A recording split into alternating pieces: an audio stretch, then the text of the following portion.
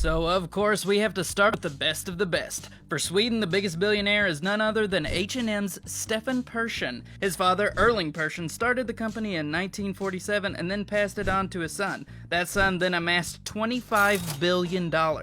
As you'd expect, he spends this money with true class. I think you'll find that for many Swedish billionaires, the lifestyle isn't so much about flashy cars and giant parties. They want to live well and live privately in houses that scream, "I'm better than you." Naturally, Stefan lives in the capital of Sweden, Stockholm. He doesn't have just a little penthouse apartment downtown, though. The 74-year-old billionaire lives in a gorgeous mansion that you could probably tell was Swedish, even if you didn't know where the picture was taken. The house is all sharp triangular points and interesting brickwork. This is kind of a thing in Sweden. The house is stationed on a giant piece of property that likely has plenty of gardens, walking paths, and fountains. I mean, what's the point of having that much land if you don't have gardens, walking paths, and fountains? Beyond that, the doors are shut on this reclusive billionaire's home. When I said these guys were private, I really wasn't kidding. While TMZ hasn't exactly covered how much Persson dropped on the home, judging from the mansions in Stockholm, I would say somewhere between $3 million and $10 million. He owns an equally classy estate in another part of Europe. Southwest England's Wiltshire Manor is about as English a home as Persson's Stockholm mansion is Swedish. Seriously, it even has the overgrown greenery running up the walls that I imagine you have to pay extra for.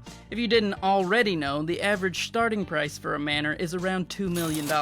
That's without the overgrown greenery over the walls, too. This home is rumored to have gone for upwards of $31 million despite a turbulent market. That's because there seemed to be a pretty brutal bidding war over the property between him and several other would-be buyers. He was determined to pick up his dream house, though. The home is an Edwardian-style manor with room to spare. It sits on 8,500 acres with plenty of gardens and footpaths for those kind of cool afternoon strolls through the English countryside you want with a home like this. The home is located on the outskirts of Ramsbury, which is pretty important for this particular Swedish billionaire. You see, while he doesn't have as many extravagant public hobbies, he does love a good beer. That's what led him to purchase the Ramsbury Brewing Company and Distillery. Some people just buy those home brew kits and set them up in their garage, but those people don't usually have billions of dollars to throw around. If that wasn't enough of the English countryside life, Persson decided to buy an entire village. Apparently Swedish villages just aren't worth the money. He bought Lincolnhold Village for $33.8 million in 2009. I'm not really sure how you judge the value of a used English village, but this one seems pretty great. It has pubs, 1,500 acres of farmland, 425 acres of woodlands, and a gorgeous downtown area. I didn't even know you could buy a village, let alone one that costs tens of millions. Some billionaires buy loud Ferraris, others buy the quiet village life, I guess. Here's hoping it's just not like the village from Hot Fuzz. That one was definitely a lemon. You may not know about Sweden's Rousing family, but trust me, these guys could have a Netflix docuseries that would be a real eye-opener. Just to sum it up, there's been tragedy, mystery, family strife, and billions of dollars. That isn't to say that the family doesn't know how to spend when the clouds part for the seemingly cursed family to let a bit of the sunshine in. Hans Rousing, worth about $12 billion, is one of the family's most controversial figures. Still, he managed to move on and find some happiness with his second wife, art expert Julia Broughton. After the wedding, Hans and his wife moved from the tragic Belgravia mansion where he lost his first wife to a new mansion in Chelsea for roughly $38.4 million. After the move, he even submitted extensive remodeling plans that included new landscaped gardens, servant quarters, and another entrance. This also included plans for a grand $13.5 million basement development. Basically, he wanted to pull up and replant everything in the estate and then remake the interior. Apparently, this has not made them popular with the neighbors. Or maybe they just Googled him. Not every billionaire story has a happy ending. Once upon a time, it looked like Marcus Persson was about to own it all. No relation to Stefan Persson, if you were wondering. Is actually one of the most common last names in Sweden. He developed a game all other game designers wish they could make. He is the legendary craftsman behind Minecraft. If you didn't already know, this little pixely-looking crafting game is the single most successful game of all time. It has beaten out even Grand Theft Auto 5 with 238 million sales and billions of dollars in revenue. All of this success has earned him $1.9 billion. This kind of star power obviously leads one to some massive purchases. Most notably, he bought himself a $70 million bachelor pad in Beverly Hills, California that he outbid the likes of Jay-Z and Beyonce for. It has 8 luxury luxury bedrooms and 15 bathrooms where each toilet costs $5,600. That's not all though, the purchase was an ideal turnkey mansion situation. The day he purchased the home, he was able to keep the place's extensive artwork, furniture, and even the wine collection. That included several boxes of Dom Perignon, which can go for as high as $700 a bottle. This place is a nerd's paradise with all kinds of cool amenities. It has retractable glass walls, an infinity pool, a home gym, a $500,000 sofa made by Bentley Motors. It's got it all. Even the place's candy bar came with $200,000 worth of candy. The home was also built for supercars. The place even has a spot where you can display your cars on a giant turntable, though I'm not sure if the supercars came with the place at all. It also features several human-sized transformers overlooking the cars. After designing a game like Minecraft, you'd think that the stars would be aligning for this gaming legend. Unfortunately, all the billions don't matter when you decide to tweet awful things all the time.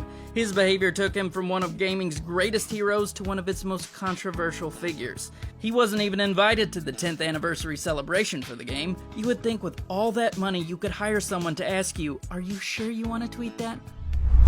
If you can't tell already, Swedish billionaires can be a particularly eccentric bunch, with some interesting hobbies that set them apart from the others I've covered on this channel. They make some odd purchases, but they do it with such style. Formula racing is a big deal, especially in Europe. It is an extremely dangerous, highly skilled sport that costs an annual budget of $220 million for the likes of Mercedes or Ferrari.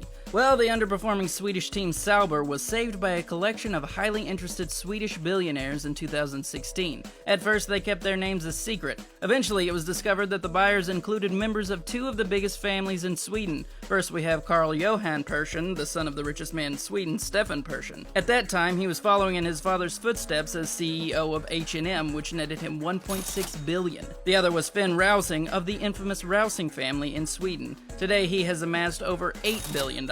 So was buying this lemon of a team a worthy investment? Is this one of those classic underdog sports stories where they come through in the end?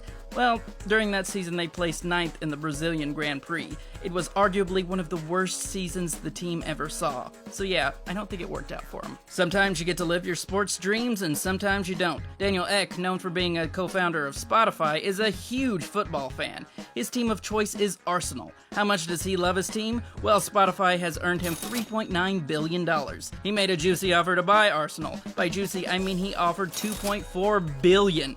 That's most of his money. A lot of people are passionate sports fans, but few would give almost everything for their team. What's crazier is that when this was rejected, he made a counter-offer of $2.7 billion. Count Gustav Douglas is a noble who has earned $21.7 billion, making him one of the richest men in Sweden. He currently lives in an extravagant castle that was built in 1548 with his family. So obviously he has to have a pretty extravagant lifestyle, right? Well, he has one of the most infamously mundane hobbies of all time. He's a world-class stamp collector. In May of 2013, he purchased the 1855 Trey Skilling yellow stamp. So what does this thing go for? 2, maybe 300? Try $3.1 million. Frederick Paulson Jr. isn't just another billionaire, he's an extreme billionaire. Seriously, this dude's a whip and a hat away from Indiana Jones. Paulson uses his $8.2 billion to travel all over the world, exploring the highest peaks to the deepest depths. For instance, he was the first guy to cross from Alaska to Russia in a roughly $9,000 ultralight plane. Just flying one of those planes and expecting not to crash is an adventure in and of itself. He also attempted to climb Ecuador's Mount Chimborazo, the highest point on Earth. Guides alone can cost $650 a person, and that's without the supplies that can run around $30,000 on the best gear. In August of 2007, he wanted to touch the true North Pole, 14,000 feet into the deep. He took a $2 million submersible down to the seabed that no man had ever seen before. On top of the cost of the submersibles, the whole trip was another $2 million. Yeah, Harrison Ford could definitely play this guy.